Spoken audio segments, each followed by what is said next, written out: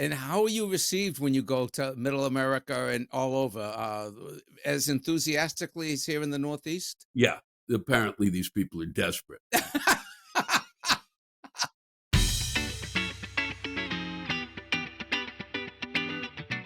Hey, everybody, this is Jimmy. Welcome to another episode of the Jimmy Tingle Show. We have a very special guest for you today, ladies and gentlemen. Lewis Black and I go way back. Lewis performed at my theater in Davis Square, Somerville in 2004 when we did the Unconventional Comedy Convention, when the Democratic Convention was here in Massachusetts. We had a blast doing that. We had like 15, 20 comics from all over the country. We did a month of comedy shows, political humor, for a whole month back in 2004 at Jimmy Tingle's Off-Broadway Theater. Anyway, it's great to be reconnected with him. He's coming to Lowell Auditorium this Friday night, September 16th. He'll be in Northampton on September 15th. That's this Thursday night. You got to see him. He's hilarious, ladies and gentlemen. He's the king of rant. He's my friend, soon to be your friend. He is the longest running contributor to Comedy Central's The Daily Show with Jon Stewart. And he helped, he really contributed a lot to that show. People look forward to his rants at the end of the show. And it was always fun and inspiring to watch him. And he gets it off his chest, folks. Please welcome to the show, the one, the only, my friend and your friend, Mr. Lewis Black. Hello, Lewis. Hello, Jimmy. And we were in Amsterdam together, too. That's right. You were performing, and I was there. I eventually was teaching there, but I came over and hung out with you guys and did a little performing. It was great. Well, it's great to see you, Lewis. You're coming to the Lowell Auditorium. Folks, I got to tell you, if you like politics, if you like what's going on, and you want somebody to say what you've been thinking, just like this, you got to go see Lewis Black at the Lowell Auditorium Friday night, September 17th. You will not regret it. And all of his tour dates are at lewisblack.com. So, Lewis, tell me about yourself right now. How are you doing? What do you think of the world? Things are just great. Every day, I think it gets better. I think you noticed that. I think I've embraced a more happy-go-lucky kind of comedy. And now that I can see the rainbow out there, it was so hard to see the rainbow. But now that every day it gets better and better and we come closer to the people that we always thought we would be. I mean, I know that for you, you understand that finally we're getting together as a people, uniting. The Queen has died so that we really will be free of the monarchy and we can get on with our lives. I know it's the same bucket. It's an endless stream. I just keep saying we've been swimming through a river of shit. We're what other fucking group of people that I know of goes through a pandemic, and then after the pandemic, we're still in to a certain extent. After it, we end up finding ourselves where things are worse. How does it get worse? You seriously, we had the but now we've got inflation, which is worse. Worse than people dying and I grant you that people are fucked, but with inflation, but and that there'd be a whole party that's probably celebrating that there's inflation. Biden's inflation, right? Yeah. Right.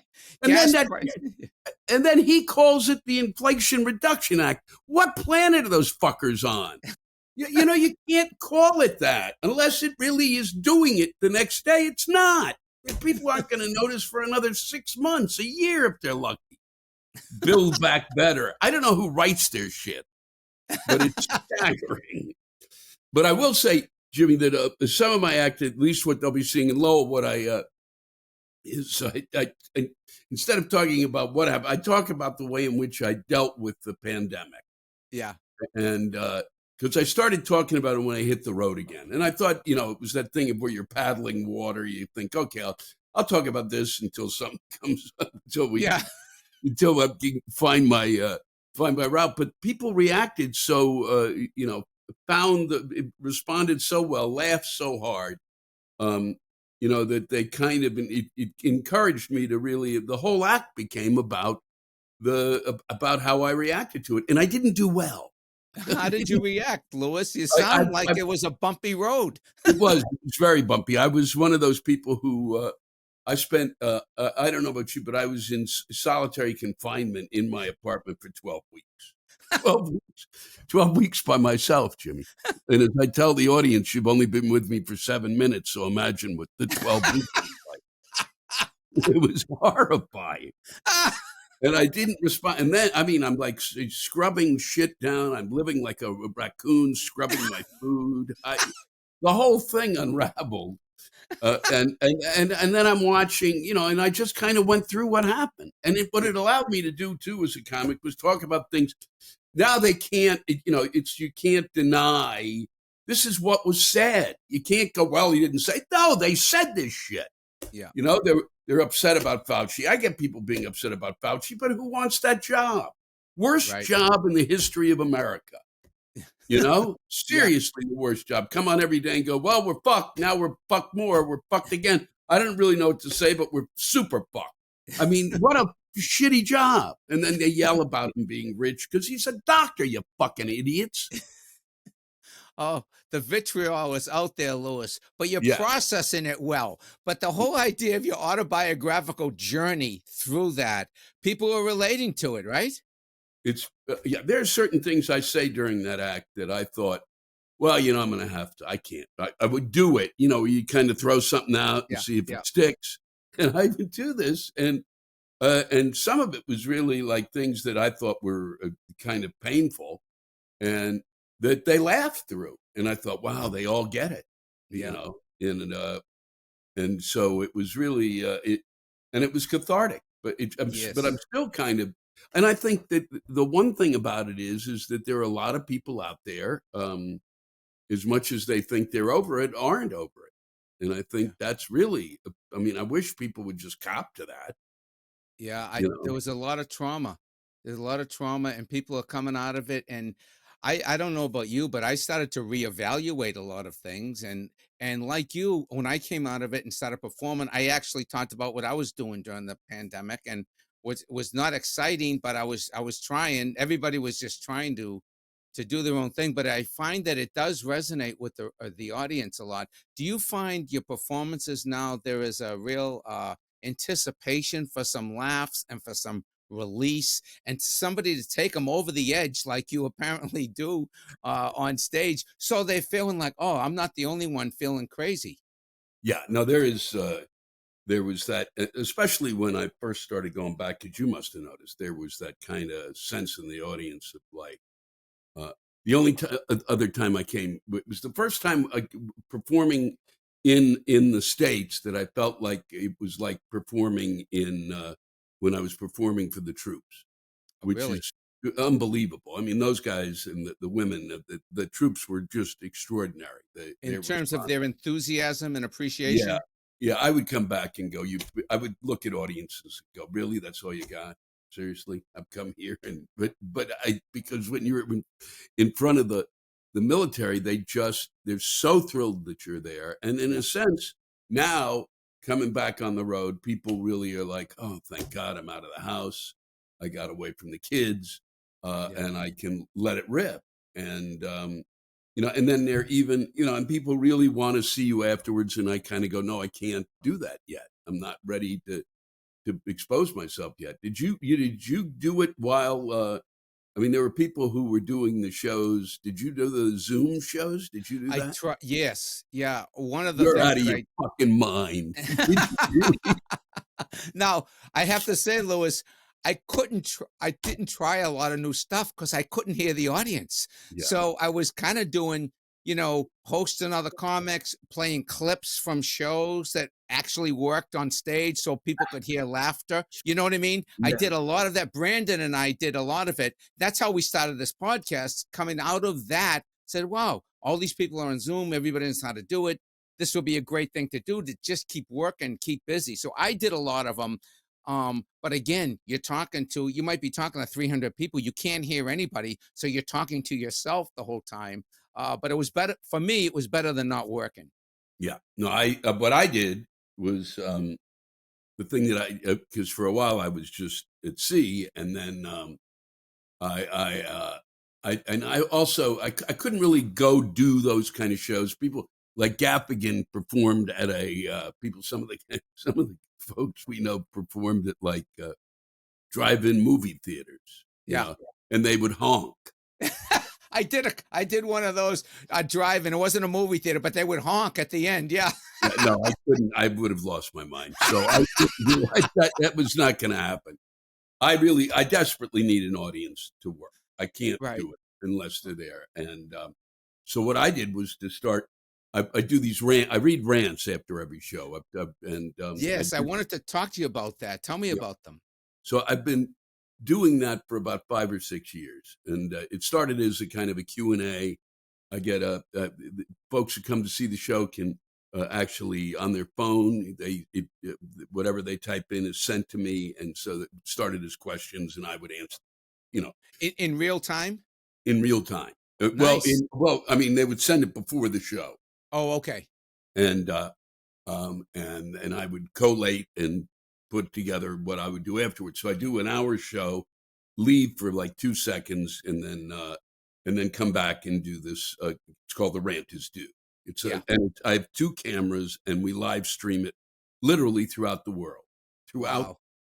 So it's like, so I come in at night and they go, Pakistan was watching all 13 of them, and but it's true. It's like, so it's going to these places, Australia and Germany, and then some of those folks respond, and so what it evolved into was rants.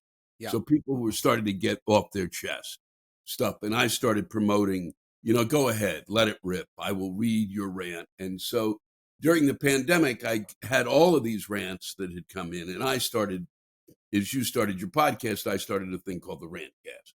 Yeah. So the way in which I could stay in touch with my comedy, the one thing I can do is read a rant. I know I don't need an audience for that. I know how to do that. I've practiced that all my life. And then they were writing in my voice. So were catching on to that. And so that's really, so now that I'll be coming to Lowell, and I hope that the good folks of Lowell, if there's something that they want to get off their chest, send it in now. If you're not going to be at the show, I don't care. I like to read stuff that comes from the area that I'm in, and if not, from the state that I'm in. And so I try to keep it kind of centered around wherever I am. So it's like on Friday, I'll be doing, Friday is the Rant is Due. It'll be the Lowell version. Yeah, cool. Can our audience do it? This will drop tomorrow on Thursday. Yes, yeah. If you go to lewisblack.com, okay, it'll tell you exactly how to do it. Okay, lewisblack.com. There's a link there to submit your rant that Lewis will hopefully or possibly read on stage in front of a live audience in Lowell this weekend. Yes. Or as you proceed with your tour. Yeah, and if I don't read it, there's a possibility that later on, as I did recently over the past 6-7 months when we were in lockdown, or the year or so that we were in it, that I was doing it, I'll catch up and read some stuff. Sometimes I don't read it that week. I'll read it the next night. So you never know. That's great. So you get. I mean, is it hard going through hundreds of these things? I mean, well, it's not bad. It's. I mean, they come in at night, and there's about 20 to 30 of them, and I go in and and start reading them, and then I put them in an order and create what is essentially a little show based on what they have to say. And inevitably, somebody will write something about the town, and then somebody writes something counter to what that person wrote. So okay. How about this then? For our audience, everybody who's listening to this or watching it, let's do Lewis a favor. Let's give him some Massachusetts love. And if you got a rant about Lowell, Massachusetts, or Northampton, Massachusetts, or Vermont, he's going to check it out. He's going in Northampton, Lowell, up to Maine, Waterville, and Rutland. Okay, so we got want to show them some New England love, ladies and gentlemen. If you're in Maine, Vermont, Massachusetts, even if you're in New Hampshire, weigh in. We want to know what New Hampshire thinks. Weigh in, New Hampshire. Yeah, and if you're sitting outside, if you're like in New Hampshire and want to yell about Massachusetts, go ahead, be my guest. Yes. Yeah, you know what they call us in New Hampshire, don't you? No, I can't remember what. Mass holes. Oh yeah, that's right.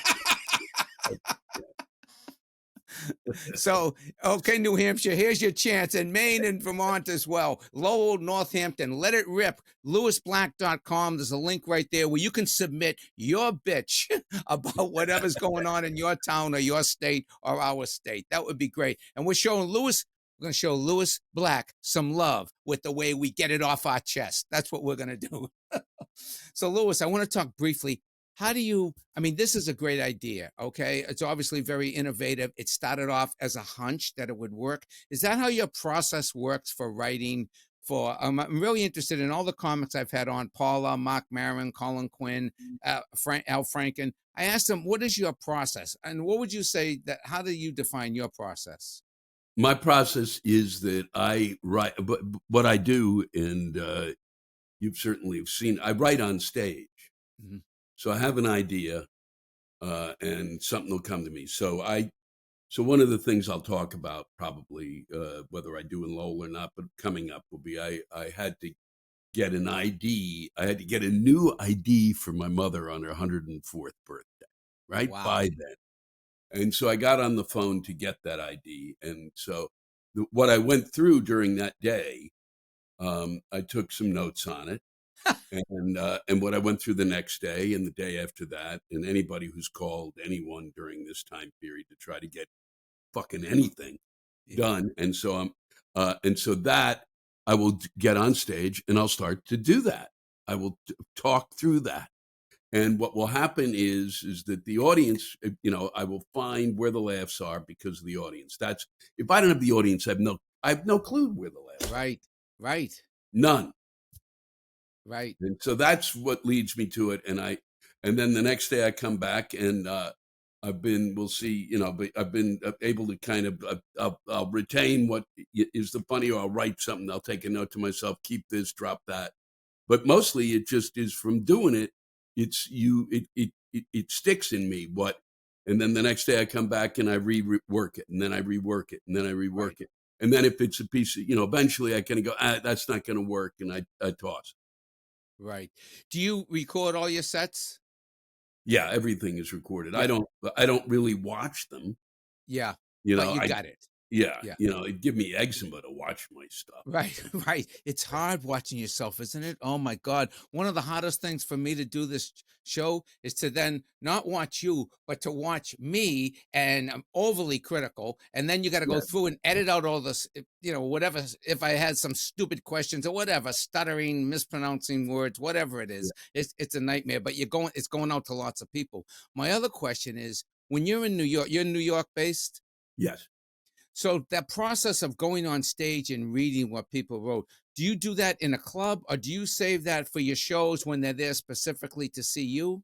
Yeah, I do that just for the shows, or when I'm at home doing it here by myself. I don't do much club work in New York. I don't go out in New York because I'm running around like an idiot. I'm doing 4 shows this week, and then I come home for a day and a half, and then I'm back for more shows in Indiana and Warren, Ohio, Dayton.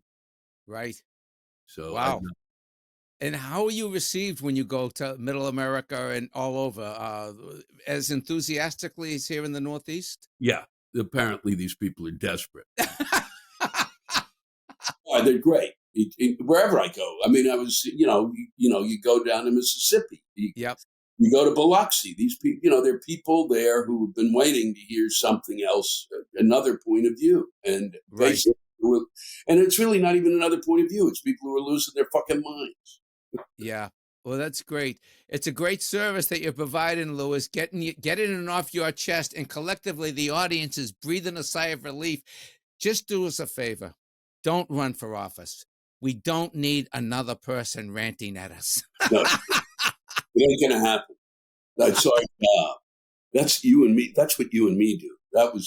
It was like when they started reading Trump's tweets, I was like, no, that's our job. You fucking asshole.